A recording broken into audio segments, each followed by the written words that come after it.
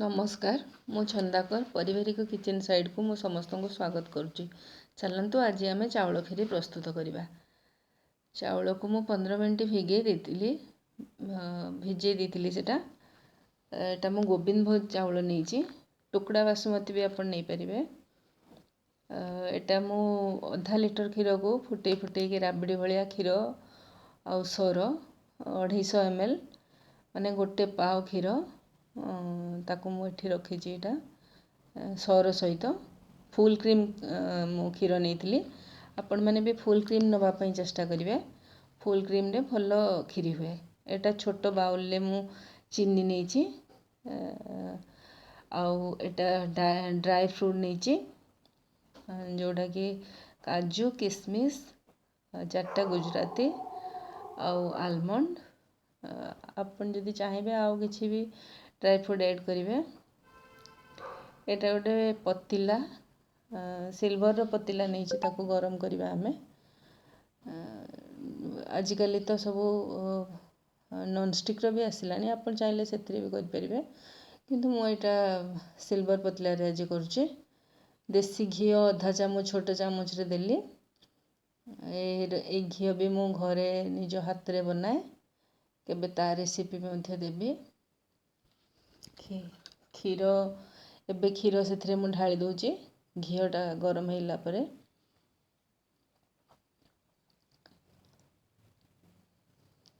ताको टिके फुटिया पई छाड़ी दबा। क्षीर को भलसे टिके फुटी आसिले धुआ होइथिबा चाउल को आमे ढाली दबा सेठी।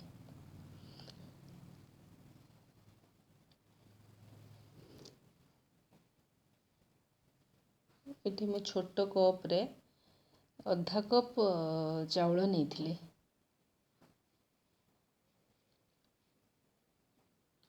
हाथ रे 2 मुठा हम टुकड़ा बासमती रे तार स्मेलटा बहुत बढ़िया आसे। गोविंद भोग रे भी बहुत बढ़िया आसे बासना। आपन को जोटा पसंद जोटा अवेलेबल थी आप करें ताको बहुत बढ़िया भाव रे एटा मु गोली देली। एपटे साइड रे मु छोट चामच रे टिके गुआ घी नहीं एबे मु सब जो ड्राई फ्रूट नहीं ताको सब माने फ्राई करके ताको साइड रे रखीदेवे। एटा काजू आलमंड और किशमिश ताको मु फ्राई करची। एटा गोटे कप रे 1/4 उषुम क्षीर नहीं से गोटे छोट पाउच एवरीडे अमूल पाउडर ताको मु गोले दूची। बहुत जन मिल्क मेड भी ऐड करते आपण मैंने चाहिए मिल्क मेड भी ऐड करें। मो पाखे मिल्क मेड नथिला तो मु अमूल दूची। एबे देखंतु चाउल फिटी आसलानी।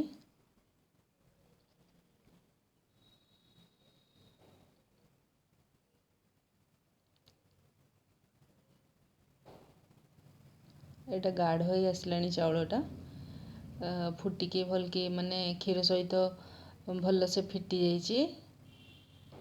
ए स्टेज रे मु देखुची भल के जे सेटा हेइची कि नाही आपण माने देखिबे सेटा भल भाबरे चाउलटा जतले फिटी जिवो सेतेबेले आमे चीनी ऐड करबा। नले चीनी ऐड कला परे चाउल आ भल भाबे सेटा फिटेनी। जे कोनोसी जिंस मिठा पड़ला परे सी एते फिटेनी जेमिति खिचड़ी रे मध्य एटा देखंतु जो छोट बाउल चीनी नहीं मु सेटा एबे ऐड करची।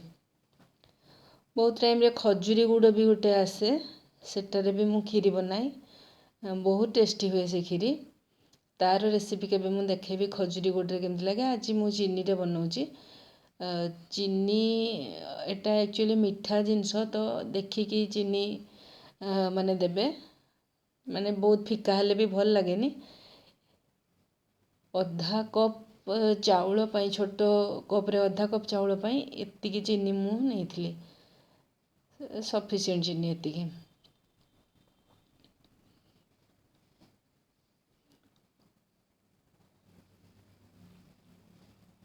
देखो बहुत बढ़िया भाव घाटी देवे।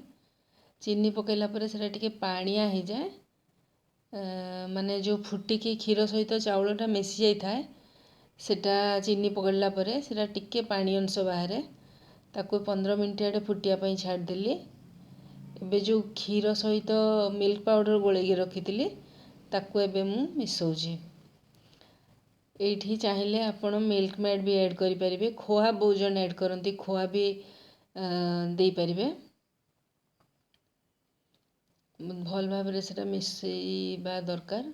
ମିଶାଉଛି ମୁଁ ତାକୁ, ଡ୍ରାଇ ଫ୍ରୁଟ୍ ବି ମିଶାଇ ଦେଇଛି।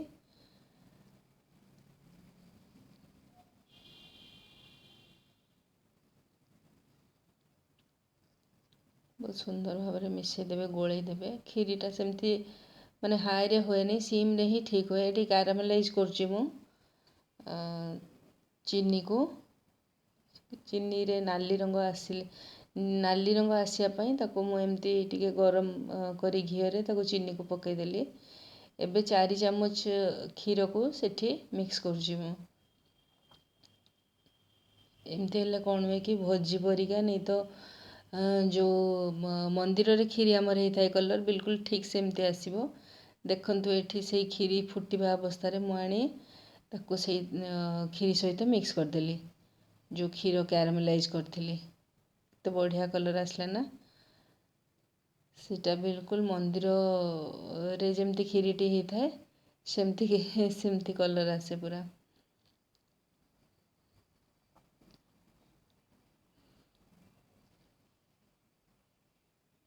ଆକ୍ଚୁଆଲି ଖାଦ୍ୟଟା ଲୋଭନୀୟ ହେଲେ, ଆଖିକୁ ସୁନ୍ଦର ଦେଖାଗଲେ ଖାଇବା ପାଇଁ ଟିକେ ବେଶୀ ମାନେ ଆଗ୍ରହ ବଢ଼େ। ତ ଖାଦ୍ୟ ଗୋଟେ ଏମିତି ଜିନିଷ ଯେଉଁଟାକି ବହୁତ ବଢ଼ିଆ ଭାବେ ହେବା ଦରକାର। ଏଇଟା କ୍ଷୀରି ମୋର ପ୍ରସ୍ତୁତ ହେଇଗଲା। ଆପଣମାନେ ଚାହିଁଲେ ମୋତେ ଇନଷ୍ଟା ଫେସବୁକ୍ରେ ବି ଫଲୋ କରିପାରିବେ। ଡେସ୍କ୍ରିପସନ୍ ବକ୍ସରେ ମୋ ଲିଙ୍କ୍ ଦେଇଦେବି।